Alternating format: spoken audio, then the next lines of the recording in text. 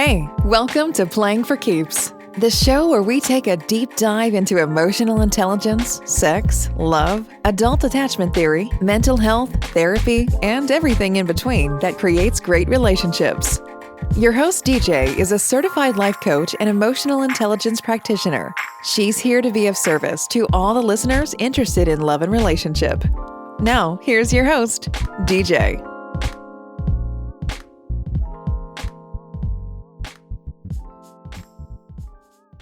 Hey everybody, it's your girl DJ with Playing for Keeps podcast, and today I have a special guest for Dating Chronicles. Her name is Yael Gonzalez. How are you doing today, honey? I have been tired and exhausted, but speaking with you right now is getting me energized. I love speaking with you. Me too. Oh my gosh, me too. My week has gone to hell, but I feel so much better. This is your second time on. Tell the audience a little bit about yourself, just in case they didn't hear the first episode you were on. So tell us a little bit about you. I am a sex coach, educator, writer, researcher, all the things sex stuff. And I am also a publisher. And so I seek to help folks publish and narrate the stories that are not heard enough in our mainstream spaces. Got you. So what kind of stories? So we have a children's book that is about two Latina sisters and autism. Okay. We have my book, which is a queer and trans inclusive intro guide to a sex positive you. We have a book around like the 7 loves someone has had, and recognizing that just because you're an adult in academia does not mean that you have to only talk about the people you've married. You can talk about the ways that you've loved, and It has been upheld as a vulnerable example of a Black woman being open with all of the spots of our heart that she has to share. Okay.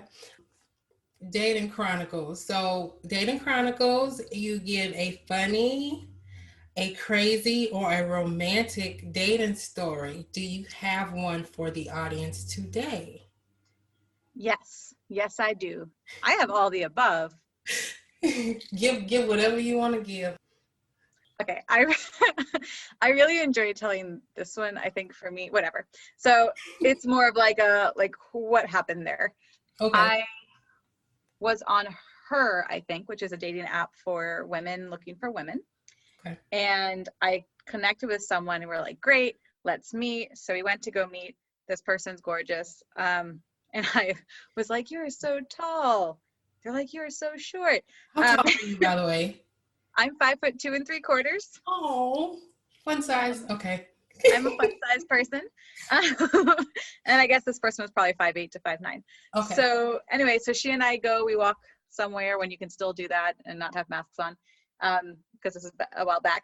And anyway, we're talking, and in the messaging, we had talked about the fact, because my profile says I'm polyamorous, which means that I date and love multiple people at the same time.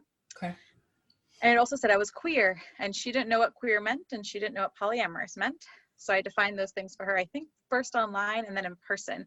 But it became quite clear quite quickly that she was the kind of person who does not agree with queer identities, and queer being people who have are often, not always, but polysexual, which means that we're attracted to different people, not all of the same gender. And so this was a woman who probably identifies as a lesbian. And so she only dates women, and I think she only dates women who have vaginas, right? So she dates cis women. And she just kept asking me about my experiences with men and my experiences with penises. And I was just like, I have no problem sharing my stories, but why, right? What are you trying to get at? What does this mean for you? And there's something called gold star lesbians, which is where there's please go into some lesbians consider themselves, and also not all, there are plenty of very lovely lesbians, but some lesbians think of themselves as better because they've never had sex with someone who has a penis, or they never had sex with someone who identifies as a man. Why do they think they're better? Is it because they think that you're supposed to stick to what you like?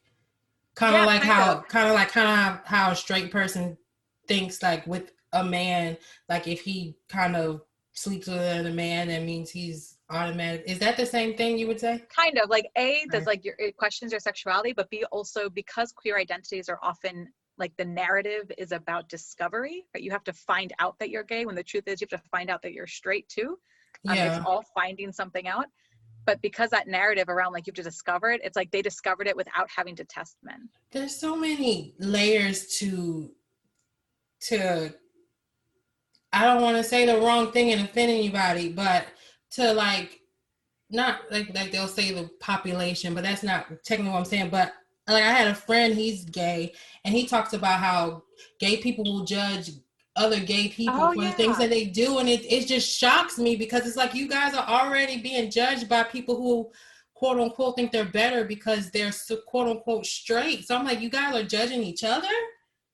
100% for sure. We are judging each other, and biphobia is super real in the queer community. But also that's true in other groups, right? Like racism is real across the spectrum. That's true. But I just didn't think, but then but then too, like you put it that way, we even. And white feminism? Yeah, it's everywhere. So you know what, let me just be quiet and go ahead. I'm sorry. It just shocks me when I hear that because it's like you guys, they already go through so much. Why are you judging each other? Even same with, well, that's but a can of worms that I'm opening up. Let me just stop right there. But it's gatekeeping, right? It's like deciding who gets out and what for, and like what is a better version of something. And there's that across different identities. True. And so I started to feel some type of way because like I already had this happen to me once where someone was attracted to me and then was like, well, like I don't date men. And I'm like, congratulations. Like, I don't need you to. Right, like you do you, boo, and I do me. Right, like. So this questioning went on, and then the polyamory stuff. She's like, and in her profile, she said she was looking for monogamy, right? She wanted a single partner. And I had messaged her saying, I'm very clearly not. Does this make sense to meet? And she said, yeah. And I realized it's because she wanted to have sex and she didn't want to have a relationship, right? Because I probably don't check off like what would be an ideal girlfriend for her. Okay. And I was like, chill, I can have hookup sex. I ain't got a problem with that. So then I message her because we're talking about, now we're online again and we're talking about sex. And I go, cool, what do you like? What don't you like? Like, I don't like people touching my neck. I literally cried once. Someone bit my neck and I burst into tears. I have a fear about people touching it. Yeah, someone thought he was a vampire and wanted me to be his first victim. And like, that scarred me. Got you. Okay. Wow. So I don't do necks. And so I was like, oh, I don't do necks, and I was like, what are you into? And whatever. So we had this like brief conversation because I think it's really important to know people's limits before you have sex. Then my next question was, what is your STI status? She blocked me. Right? Y'all can't see it, but we just did like exchange look. Like she was like, this is why, like, I've never had sex with a man, blah, blah, blah. And I was like, women can transmit the same stuff. We all have fluids that we can exchange. And what in the world? So this is why you don't have sex with men? This is ridiculous because you're missing out, boo. If that's it's not why she doesn't have sex with men, but that's why she doesn't like want to have sex with a woman who has sex with men. Okay, I was about to say, because if that's the only reason why, you really missing out. But okay, keep going. I'm sorry. Like, and I didn't get a chance to finish writing this, I think, because she blocked me too quickly. Yeah. But I was like, I don't know if you realize this, but people with vulvas can give other people with vulvas STIs. Like, it is less common. Some of them are less common. Okay. Right? Like some things are more easily transmittable through a penis or through penetration. And she doesn't do any penetration. She doesn't enjoy penetration. But you can still get shit. And so if you think that you don't need to get STI tested, you are wrong. Because, right, but I didn't get a chance to say that. And I said it really nicely too. I wrote it out, but it got bounced back because of the block. And I was just like, what the? And also, while we were talking, when we were talked in person, she had said, I don't like people who don't try and make things work and just like shut down or walk away. Sure. And so in my head, I'm like, the fuck?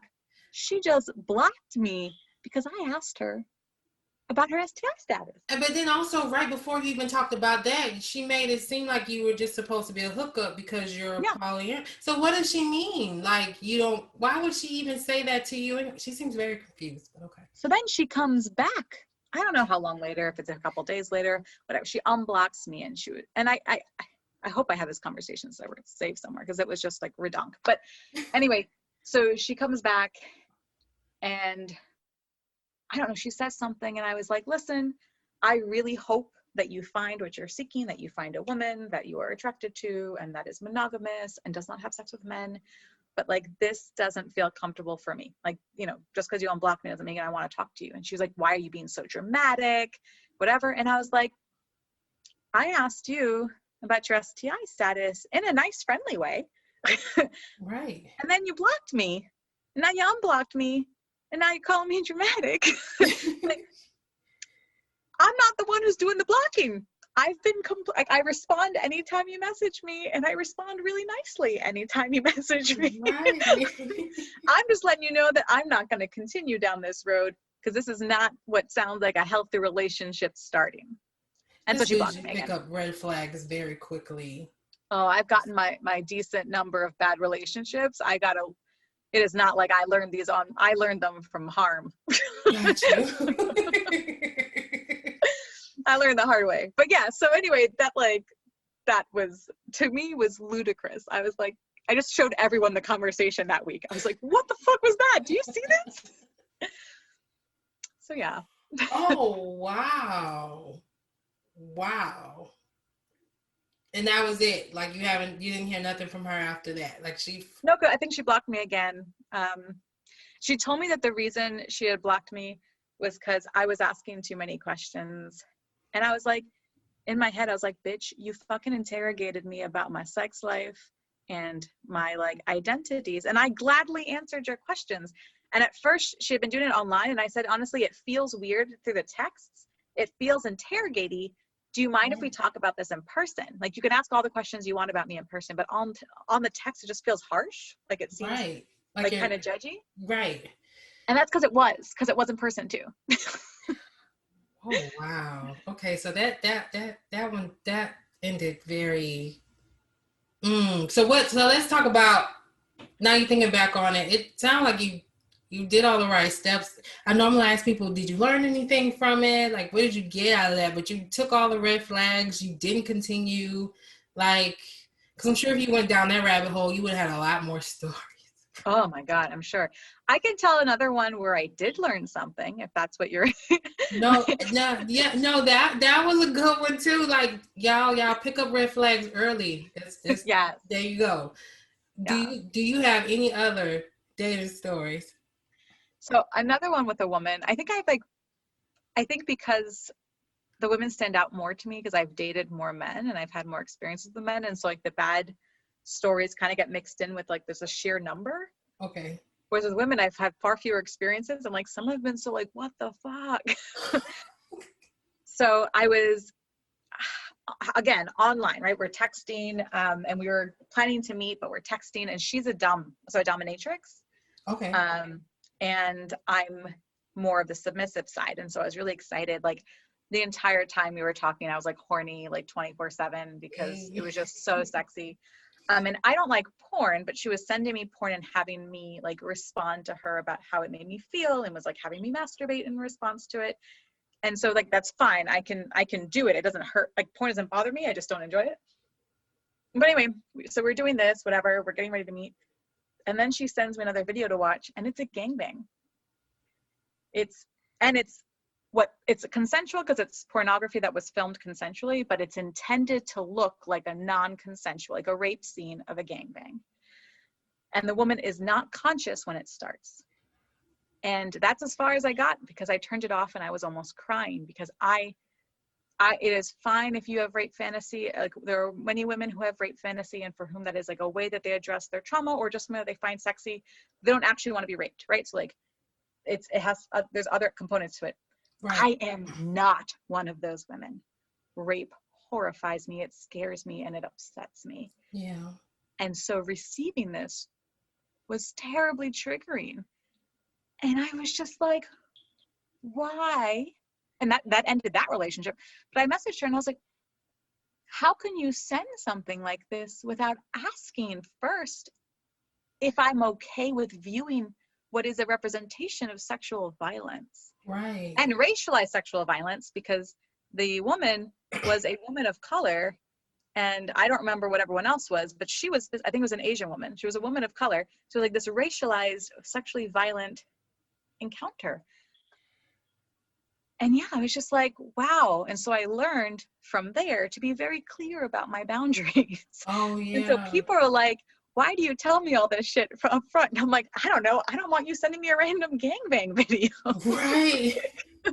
I want to be clear that that's not okay with me.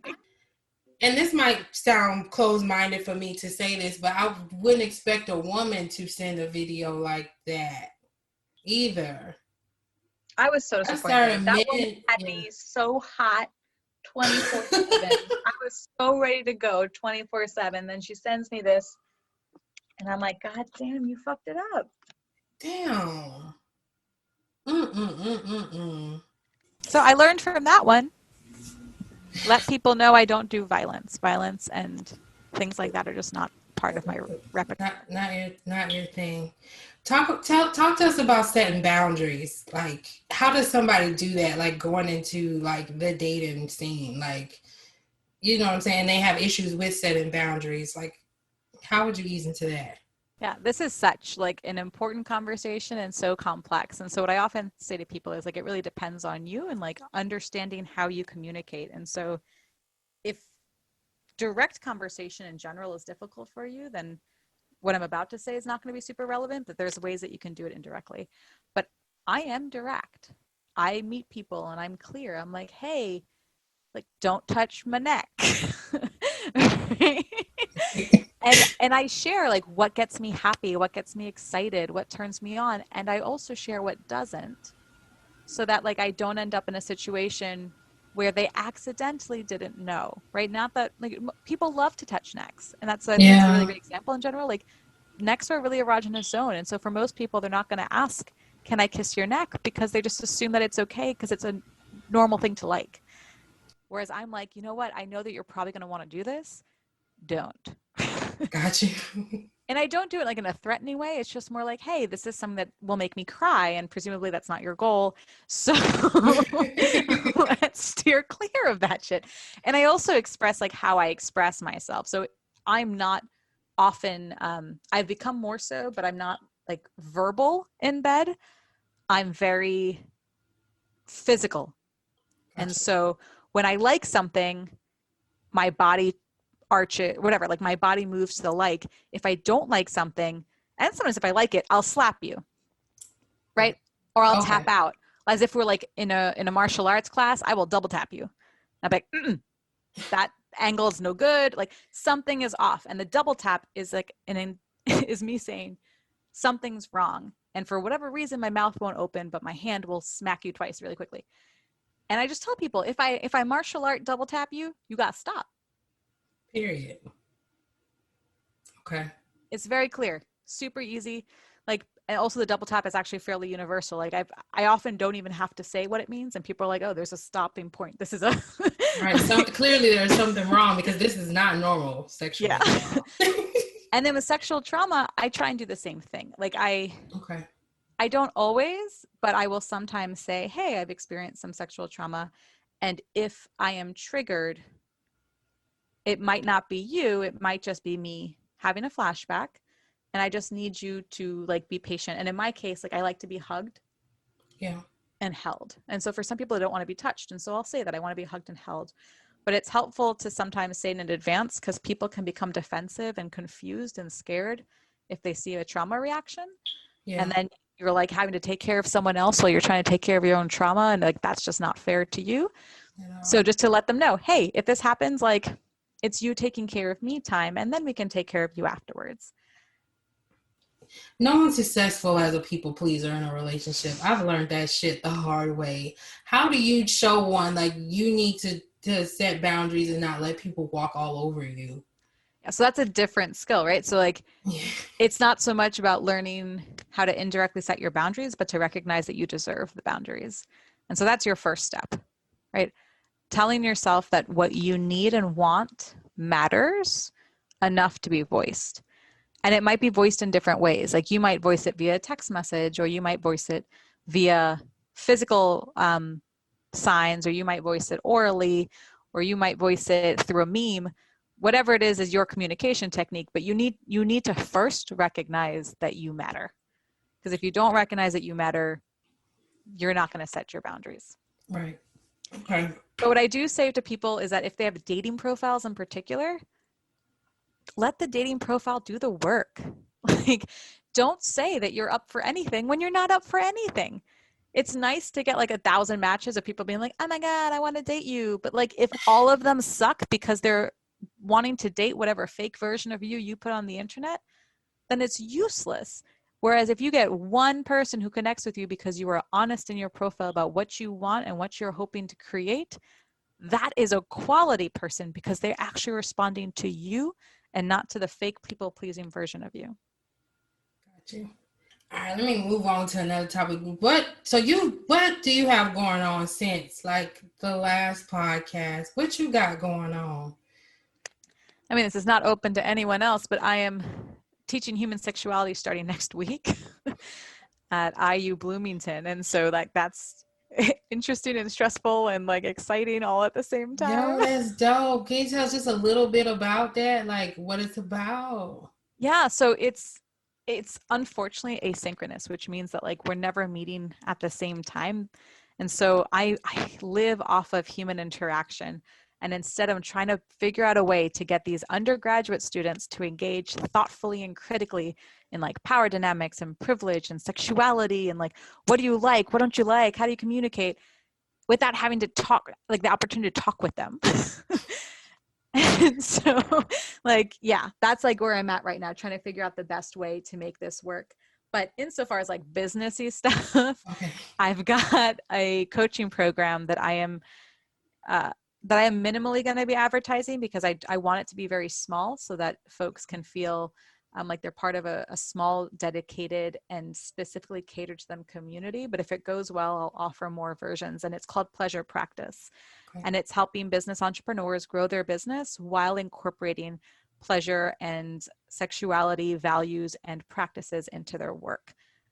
Oh, that sounds dope. That sounds like something I need right now. Yeah, I feel like this might be my thing. Like, yeah. This might be what I need to be doing. I think so. I really, really do. Because I know as soon as you, especially when you said what it was about, I'm like, I need that in my life.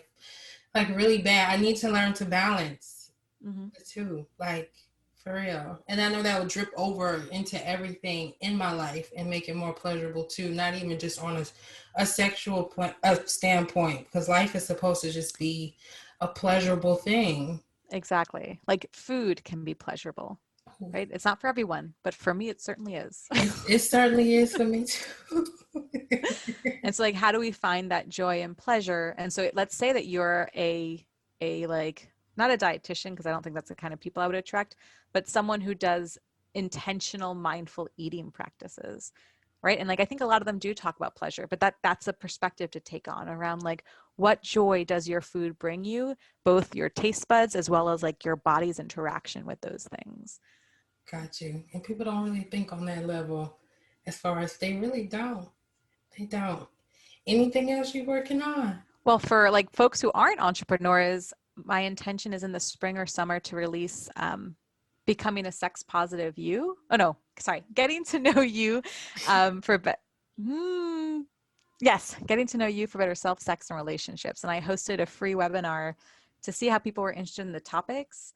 And it went really well. People seemed really engaged. And so my intention is to have a 3-month program where I help people dig deep with many videos, discussion groups, and worksheets to really get to know themselves and figure out their sexual romanticness. Okay, I'm going to ask you this one question before I close it. Talk about the importance of really knowing yourself, and then how does that help you sexually? Yeah, I mean, I think it's super important, right? That goes back to like the idea of the dating profiles. When I speak to folks and they're like, well, I like don't want to have sex with someone I don't care about, and I want to be with someone who is going to check in and communicate with me. Right. It's like, cool. You're not looking for a fuckboy then, right? Like, right. These are things that are important to you. Communication is important to you. Great. What does that mean? How do you define communication? Because I've had people say, well, I don't need commitment. And I was like, what does that mean? How do you define commitment? I want commitment. I am polyamorous. I've got no problem with commitment. It just, for me, does not mean I'm only committing to one person. Right. So you need to define, you need to think about, what are my triggers? What doesn't work for me? I ask people about their identities. How do your identities inform the things that you're attracted to? What are your values? Who are you dating versus who do you say you want to be dating? And why is there a discrepancy? Right. So there's so many like different, what can be considered pain points, right? Like different things that we're brushing away or putting to the side that make it hard for us to find compatible partners. That's true. That's true. And when you know yourself, you can't easily match. You can easily also let go of the people who don't match what you want. Exactly. I know that's something that I'm still learning myself and learning what I want, because I know one day I'm like, yeah, I want a commitment, and then the next day it's like, I want a commitment, but I want certain things in that commitment. So I'm learning what I want. What's a commitment to me? Because that looks different, like you just said, to different individuals. That a commitment to you looks different from what I think a commitment is. Because I'm not polyamorous, but a commitment for me would be, okay, we can keep in contact and we care about each other, but I'm single.